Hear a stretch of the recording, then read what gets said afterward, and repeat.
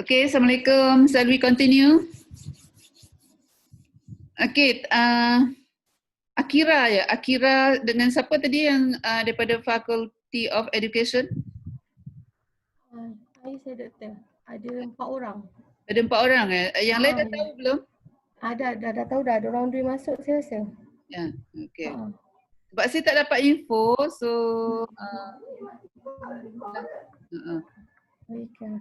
okay, tak apa, nanti saya akan minta ketua kelas masukkan nama you lah dekat ni, dekat grup ni ya. Okay, so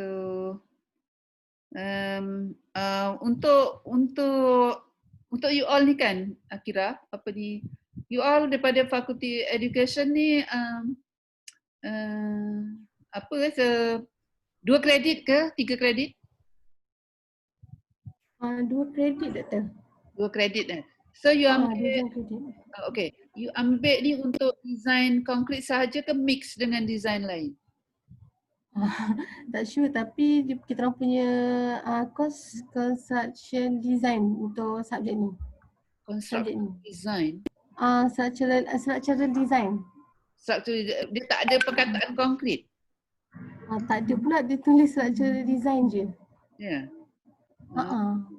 Kalau maknanya you kena clearkan dengan pihak pejabat akademik, adakah you akan sebab macam ni, the issue is that bila kita buat construction design structural design ni ada, kita bangunan ada konkret, ada steel kan, kayu. So kita ada tiga bangunan, jenis bangunan. Okay, kalau dengan saya ambil konkret sahaja. Kalau nak buat steel dengan orang lain, ada 2 lagi lecturer lah.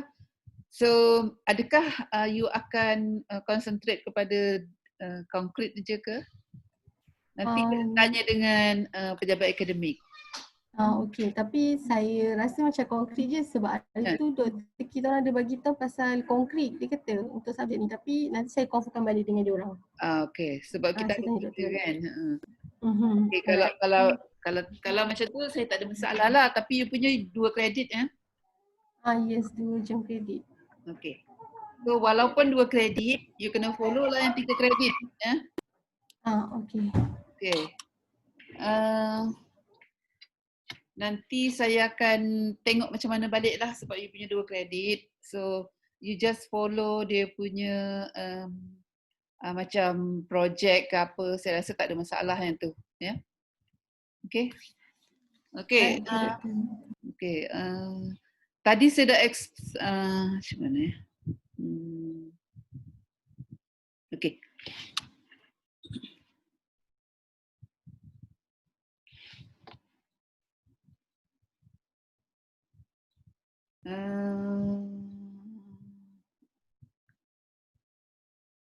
Tadi saya sampai sini ya.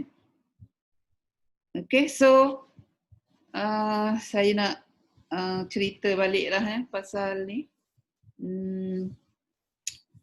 Konkret. So bila kita buat design, actually sekarang kita buat reinforced concrete design 1. Saya macam dah cerita yang tadi ya. Tak apalah saya ulang balik lah ya. Sebab hari ni pun pengenalan aja dulu lah. So saya akan ulang balik dan saya pun rekodkan balik ya. Saya ada record, so you boleh tengok ya, nanti saya akan letak di link lah ya. Bagi yang baru join, especially yang daripada Fakulti Education ya, bila kita nak buat design, kita dalam kursus yang sekarang ni adalah konkret ya. So konkret ni kita design, kita ada according to the specific standard macam saya cerita tadi. So kita design menggunakan kod tertentu dia kod dia. Kod Eurocode. Eurocode. Macam saya cerita tadi, Eurocode ni dipakai di seluruh dunia ya. Jadi kat dunia ni ada banyak kod lah Eurocode, American Code. Jadi dulu-dulu lagi banyaklah certain country macam British ada British Code, ada India Code, ya. Chinese Code ada, Japanese Code pun ada. Ya. So Eurocode ni seperti nama dia Eurocode, di apply di European countries. Jadi sebelum 2010 Malaysia our country follow British. So kita follow British Code. There are code apa ni digunakan di UK, ya. Kenapa kita nak gunakan Eurocode is that kita kan pernah dijajah oleh British kan, so kita follow their code, British Code. Yeah, when di British Code dah tak digunakan di UK, yeah. So sebab UK at that time follow Eurocode, so jadi kita terpaksa ikut Eurocode. Yeah. Sebab kita follow British Code dah diubah sebagainya untuk follow Eurocode, so kita pun ikutlah. And then Malaysia Code ni, Malaysian Standard ni, derive from the British Code that has been changed to Eurocode. Jadi panjang ceritanya. Tapi konten dia sama dengan British Code. British Code BSEN, kalau kat British sana, kat UK BSEN. So Malaysia MSEN, tukar je jadi MS. Sebab bukan saja kita lah, Singapura pun sama juga. Okay, so itulah dia punya history kat sini, kenapa MSEN means Eurocode. MS Malaysian Standard. Okay, so kita kena refer 3 ni bila kita nak buat design of concrete. Design concrete, kita kena refer code. Code pertama is basic of structural sini. Ini dia punya bapak lah, father dia. Dia akan introduce how to design concrete, what is the factor to be used and so on. And then ini boleh di-refer juga untuk steel design, wood kayu, kat sini pun boleh juga. And then bila kita nak buat concrete, terus kita pergi pada special code for concrete, Eurocode 2 di sini. Kita panggil EC2, Design of Concrete Structures, Part 1.1 General Rules. So untuk concrete kita ada general rules dia, yang tadi the basic for all structures. Yang ni untuk concrete saja. So kat sini dia akan bagi tahu concrete crack berapa, for example lah, crack dia strainnya berapa and so on. And then selain daripada tu, kita kena tengok juga action. Action ni loading on concrete structures. So kita tengok Eurocode 1 kat sini. Eurocode 1. So saya akan bagi semua di e-learning. Ni semua ni boleh di-refer di e-learning. Saya letak folder di situ. Okay. Tadi code. So untuk this course, ini adalah buku yang paling penting sekali, reference book. Oh, ada orang nak join lagi. Okay. So buku ni buku yang paling penting yang you kena beli. Beli dekat Shopee. Shopee, tahu Shopee, bukan Lazada, Shopee. Type buku ni, beli kat situ. Saya rasa harganya dalam RM50 lebih. Buku ni sangat penting. Semua elemen-elemen ada di sini. Bukan saja nak buat design untuk floor or slab, beam dan sebagainya, tapi untuk footing dan sebagainya. Semua ada di sini. Okay. Design ni, apa tadi saya lupa. Ada banyak example di sini. Yang kita tak boleh dapat daripada buku lain. Memang banyak example di sini untuk you fahamkan. Okay, selain pada buku ni, bolehlah beli buku-buku yang lain. Buku-buku yang lain tu saya tengok dia banyak cerita filosofi tapi dalam buku ni dia macam ada problem solving kat sini siapa yang dekat-dekat UTM sini duduk di Pontian ke apa, boleh datang di penerbit UTM lah beli terus Kalau Shopee nanti kena post dan sebagainya, tapi yang dekat-dekat sini boleh pergi terus kepada penerbit UTM. Okey, okey. Ini yang ni pula adalah senarai formula dan design rules yang ada di dalam standard tadi, dalam EC code MS tadi So kami telah extract formula-formula kita PDF kan dan kita akan bagi kepada you. Alright. Jadi dalam sinopsis dalam course ni, inilah dia sinopsisnya Sinopsis dia content of our course Dalam course ni we will provide you an understanding basic concept of design and how to analyze and design reinforced concrete structural elements tapi dalam kursus ni hanya selected elements, not all. Macam saya cerita pada student civil tadi, concrete kita ada banyak course. So yang ini, course yang you ambil sekarang ni adalah basic. Kalau tak faham basic, susah nak ambil yang nombor 2. Yang ni you akan faham how to derive equation for the design. The basic concept dia. Dan kita akan you akan belajar design floor dengan beam sahaja. Kenapa floor and beam? Sebab this is very important element. The basicnya sebut kat sini. Kalau faham yang ini, you boleh buat wall, you boleh buat column, you boleh buat footing dan sebagainya. Okay. Jadi you akan belajar 2 elemen tu dan juga kita akan introduce pre-stress because pre-stress sekarang is widely used in Malaysia.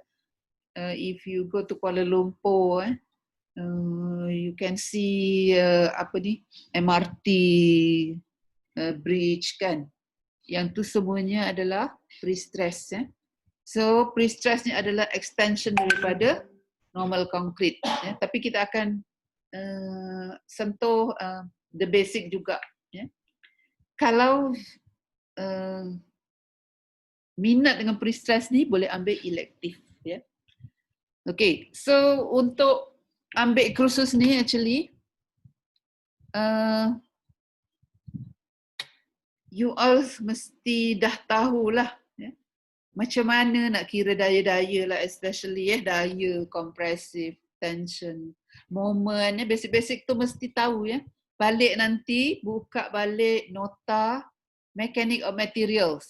Mechanic of materials tu cari nota balik macam mana nak dapatkan bending moment dengan shear force. Sebab in design, dalam design sekarang ni, kita akan gunakan basic yang itu. Saya takkan ajar macam mana nak dapatkan moment, nak dapatkan shear force. Yang itu semua dah belajar di mechanic of materials. Dekat sini ni, course ni kita akan belajar di how to design, how to derive design equation, how to check to check our structures. Is it safe? Macam tu aja. Macam nak buat bending moment, bentuk-bentuk bending moment, nak kira loading semua tu, you all kena refer balik kepada nota tahun 2. So hopefully lepas ni you all semua refer lah. Okay.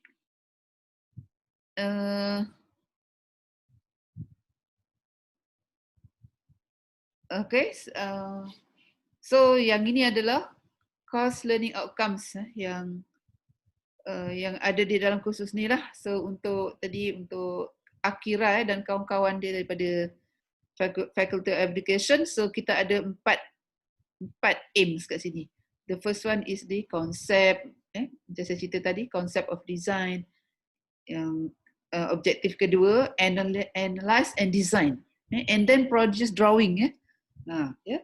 Kalau nak jadi engineer memang kena tahu semua itulah, analyze, design and produce detailed drawing. And then objektif yang ketiga, yang ini kita akan bagi you, kita akan buat from the architecture drawing, we change to the structural layout. Sebab as an engineer, kita akan dapat drawing daripada arkitek. So arkitek minta kita designkan the structure, the element of the structures. Berapa size dia, berapa number of steel dalam tu, arkitek tak tahu. Arkitek cuma ada konsep, ada macam-macam untuk ada architecture drawing saja. And then last but not least is the soft skill. So dalam you buat design ni, kita akan applykan how to follow the standard macam kita tunjuk tadi kan, MS, BS, standard. Bila you buat design tak boleh buat sesuka hati, mesti ikut standard. Itu dipanggil apply ethical standard in professional practice, dan juga social interaction. Ini evaluation dia. So dalam setiap objektif ni, dekat ujung ni you akan dapat you akan di-evaluate kat sini lah, assignment, test dan juga final, and so on kat sini.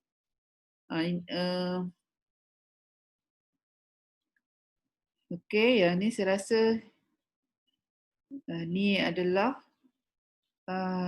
jam kita ni, jam kita online. Dulu face to face, sekarang online. Jadi 56 jam. So kalau ikut timetable saya dengan student SKAB 3313, kita ada seminggu 4 jam hari ni dan satu lagi saya ingat hari Khamis. Khamis ke hari Rabu. So kita ada 4 jam dalam seminggu. Timetable Akira macam mana? Sama doktor, hari Rabu kan petang. Okey, sama maknanya. Okeylah.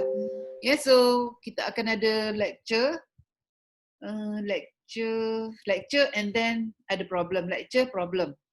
Kalau dulu yang hari Rabu tu hanya untuk tutorial, tapi sekarang kita online. Kita pun nak minimizekan penggunaan data kan. So kita akan bagi lecture and then bagi exercise. Kemudian kita ada ni test dia punya ni markah. So kita ada assignment, 2 assignment. 2 ni saya ambil 2 je. Sebenarnya banyak assignment, kita ambil 2 saja. So each 5. So dapat 10 project. Ada 2 project. Project ni kita bagi layout and then you kena lukis guna AutoCAD and then buat design. So ada 2 lah. Satu untuk lukisan, change from architectural to the kepada structural, dan satu lagi design. So 10. Test ada 2, test 1 and test 2, online juga, and final exam 50. So yang inilah markah dia. Okay.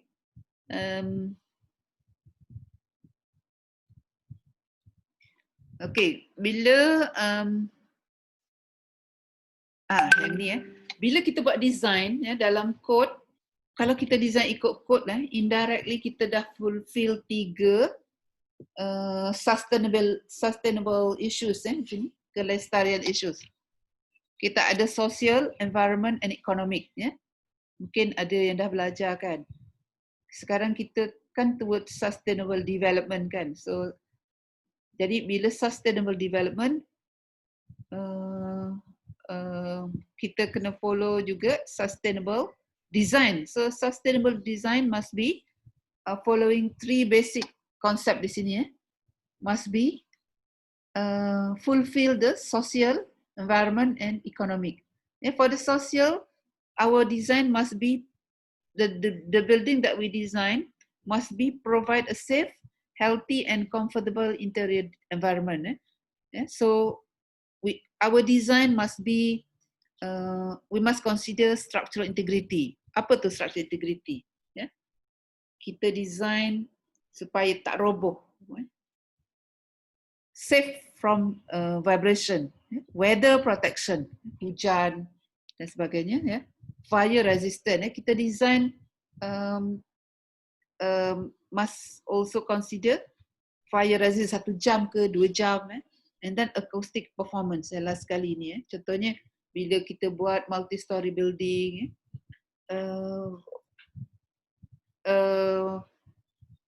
kita kat level 1 kita tak dengar orang dekat level 2 punya aktiviti, contohnya orang buat exercise dekat atas, kita tak rasa, tak bunyi, orang buat bising atas kita tak dengar, kat bawah tak dengar, not affected. So so itu semua kita kena consider, itu dari segi social issue.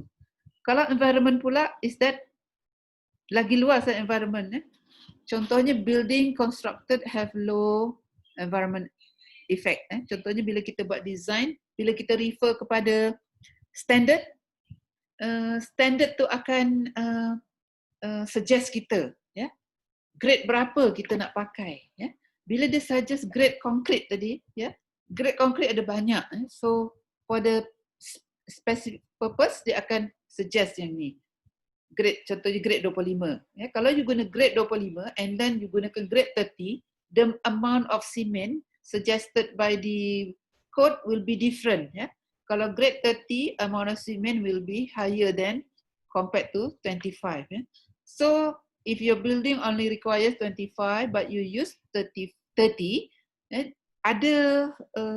it will produce environment effect. It will, give you more low carbon emissions. Sebab bila concrete campur, bila cement campur dengan air, dia akan produce heat, produce carbon dan sebagainya. So it will affect environment. Itu yang direct. Yang tak direct is that the production. Kalau you gunakan simen yang banyak, so at the production akan terpaksa menghasilkan simen yang banyak. Penghasilan simen dekat kiln, it will produce carbon monoxide, embodied carbon dan sebagainya. So it will gradually disrupt our environment. So yang ketiganya ialah economic. Sustainable issues yang ketiganya ialah economic.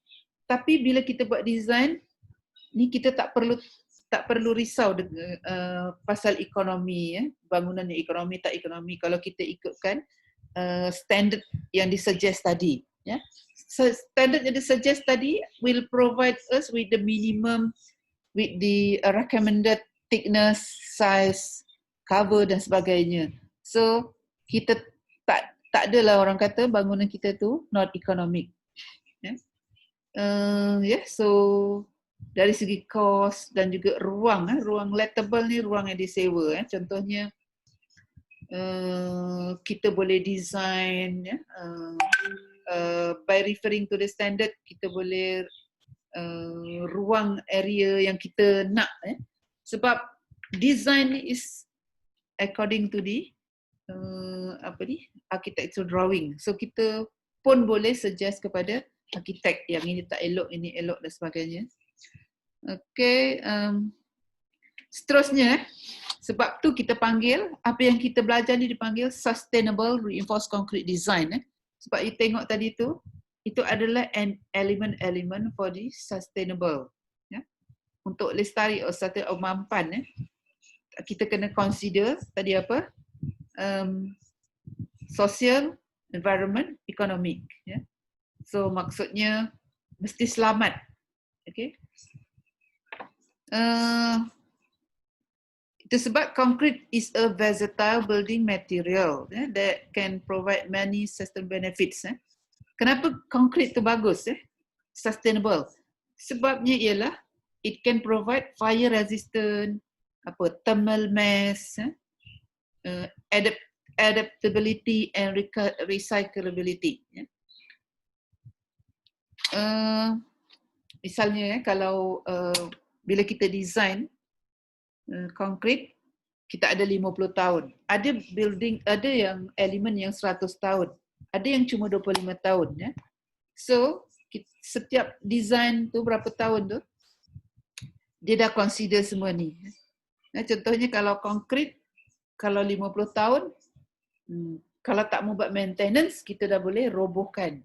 Robohkan and then you can get recycle aggregate. Jadi boleh di-recycle, boleh digunakan untuk construction building yang lain. That selain pada tu, concrete ni is very durable. Nanti you akan belajar kerana apa yang dipanggil durability. And then fire resistant. So memang it is not deniable that concrete is a versatile building material. Dan most of building in the world also built using the concrete. Okay, this is the picture of element of inner structures. Okay, ini dipanggil frame, concrete structure frame. Okay, so yang ini lantai ni dalam design kita panggil slab. Ini dipanggil column. Ni beam. So dalam structures kita akan design from the top. Kita akan analysis from the top to the bottom. But in a construction we will build from the bottom to the top kan. Jadi untuk design perkara penting kita kena tahu what is the loading, that what is the action that we will account to design the slab and the beam. So untuk cost ni kita akan design yang beam ya. So slab ni will be supported by the beam. Kalau you tengok di sini 3D lukisan kat sini Ini the slab the slab will be supported by the beam. Slab ni akan menumpang di atas beam. Maknanya bila you design beam, you akan kira berat or action from the slab. The wall, ni wall ni pun sama juga masuk kepada beam. Okay, so daripada slab masuk kepada beam, beam kepada column. But the slab tak masuk kepada column, dia akan pergi ikut dia punya rules Slab masuk ke beam, beam akan masuk ke column. Dan daripada column ni tak akan pergi ke slab yang the bottom floor. Dia terus ke bawah. Maknanya daripada sini masuk ke sini, masuk sini terus. Okay. So eventually foundation ni akan sustain all action from the beam and also from the slab, from the each floor, masuk accumulated ke sini. And the design ni sama macam slab. So yang ini ni shear wall, yang ini nampak wall ni kan, ini shear wall. Shear wall ni design pun sama dengan slab. Okay. So ini lubang lift ni dia punya dinding dia dipanggil shear wall. Shear wall ni bukan saja untuk lift, ini pun dipanggil shear wall, ini shear wall. Shear wall ni untuk resist wind load, wind action. Ada angin kan. So ini bukan kita suka-suka but this one is to resist the wind and also brace the concrete frame. So inilah dia gambarannya concrete structures. Kita akan belajar dalam kursus ni how to design the floor, lantai and also the beam. Ini yang pusing ni, yang nampak ni. Okay. Itulah yang dipanggil reinforced design 1.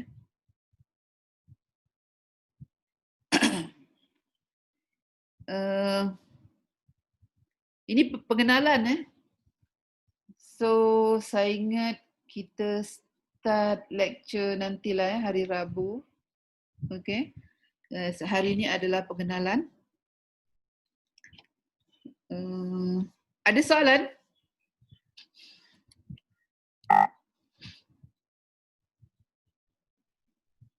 Ada soalan? Ketua kelas ada soalan? Tak ada Doktor. Tak ada.